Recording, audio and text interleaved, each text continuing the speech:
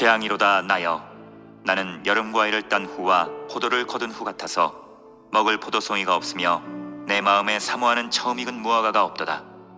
경건한 자가 세상에서 끊어졌고 정직한 자가 사람들 가운데 없도다. 무리가 다 피를 흘리려고 매복하며 각기 그물로 형제를 잡으려 하고 두 손으로 악을 부지런히 행하는도다. 그 지도자와 재판관은 뇌물을 구하며 권세자는 자기 마음의 욕심을 말하며 그들이 서로 결합하니 그들의 가장 선한 자라도 가시 같고 가장 정직한 자라도 찔레 울타리보다 더하도다. 그들의 파수꾼들의 날, 곧 그들 가운데 형벌의 날이 임하였으니 이제는 그들이 요란하리로다. 너희는 이웃을 믿지 말며 친구를 의지하지 말며 내 품에 누운 여인에게라도 내 입의 문을 지킬지어다. 아들이 아버지를 멸시하며 딸이 어머니를 대적하며 며느리가 시어머니를 대적하리니 사람의 원수가 곧 자기의 집안 사람이리로다. 유다, 특히 서민의 수도인 예루살렘의 타락에 대한 미가 선지자의 단식입니다. 1절 말씀을 보면 재앙이로다 나여, 나는 여름 과일을 딴 후와 포도를 거둔 후 같아서 먹을 포도송이가 없으며 내 마음에 사모하는 처음 익은 무화과가 없도다 라고 그의 비탄을 토로하고 있습니다. 여기서 재앙이로다 라는 말은 절망적이다 라는 말로 대신할 수 있습니다. 그리고 미가 그 자신이 이처럼 절망하게 된 이유를 여름 과일을 딴 후와 포도를 거둔 후로 비유하여 묘사하고 있습니다. 팔레스타인 지방에서 계절상 봄에 곡식을 추수하고 여름 끝에 과일을 추수합니다.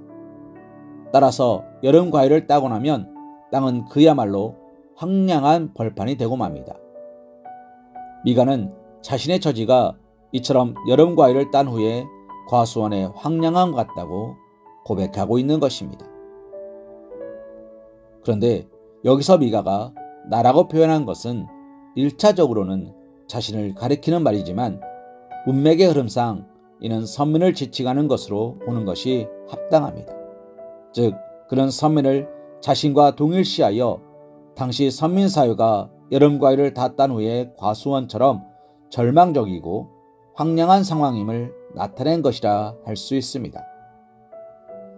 그렇다면 선민 사회가 절망적이고 황량한 상황에 처한 이유는 무엇입니까? 그의 답은 경건한 자가 세상에서 끊어졌고 정직한 자가 사람들 가운데 없기 때문이었습니다.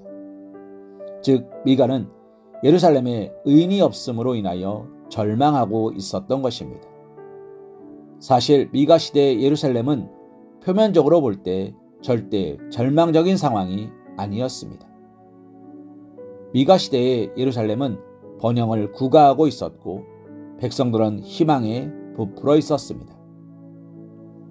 하지만 미가는 그 가운데서 예루살렘이 절망적인 상황에 처해 있음을 본 것입니다. 그것은 예루살렘의 경제적 지표나 군사적 지표가 위험을 경고하였기 때문이 아니라 바로 의인을 찾을 수 없는 영적 윤리적 지표가 위험 수위에 다다라 있었기 때문입니다. 이는 예루살렘이 얼마나 타락한 상태에 있었는지를 잘 보여주는데, 이는 훗날 하나님은 심판을 내리시기 직전 예레미야를 향해 너희는 예루살렘 거리로 빨리 다니며 그 넓은 거리에서 찾아보고 알라. 너희가 만일 정의를 행하며 진리를 구하는 자를 한 사람이라도 찾으면 내가 이 성읍을 용서하리라 말씀하신 것과 맥을 같이 합니다. 이렇게 예루살렘이 의인을 찾을 수 없는 상태에 이르렀다는 것은 분명 재앙이고 절망적인 일입니다. 왜냐하면 의인이 없는 사회는 하나님의 심판을 피할 수 없기 때문입니다. 하나님께서 소돔과 고모라를 멸하실 때 하나님은 그 성에서 의인 10인만 찾아도 그 성을 멸하지 않겠다고 말씀하셨습니다. 소돔과 고모라가 멸망할 때 외적으로는 멸망할 이유가 전혀 없었습니다. 그들은 물질적 번영을 구가하고 있었습니다. 하지만 그들 가운데 의인 10명이 없었기에 하나님은 그 성을 심판하시고 멸하신 것입니다. 나중에 예루살렘이 멸망한 것도 다른 어떤 이유보다 그 가운데 의인이 없었기 때문입니다. 이는 한 사회의 보존과 유지에 의인이 얼마나 중요한 역할을 하는지 잘 드러내고 있습니다. 곧 성도들이 의인으로서 그 속한 공동체와 사회, 국가 안에서 역할을 잘 감당하는 것은 그 자신의 구원과 직결될 뿐 아니라 국가나 사회의 보존과 유지에 절대적으로 중요한 문제인 것입니다. 그러므로 우리 성도가 어떻게 행하느냐에 따라 이 나라, 이 사회가 희망을 가질 수 있느냐, 아니면 절망과 파멸의 나락으로 떨어질 것이냐가 결정되는 것입니다. 사랑하는 성도님, 우리에게 주어진 막중한 사명의식을 가지고 하나님 앞에 의로운 삶을 살기에 힘쓰시기를 소망합니다.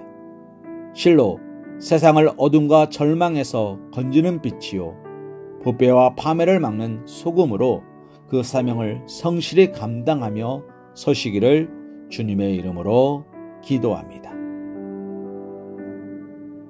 시편 92편 12절 말씀으로 오늘의 말씀 묵상을 이어갑니다. 땅에 있는 성도들은 존귀한 자들이니 나의 모든 즐거움이 그들에게 있도다. 아멘.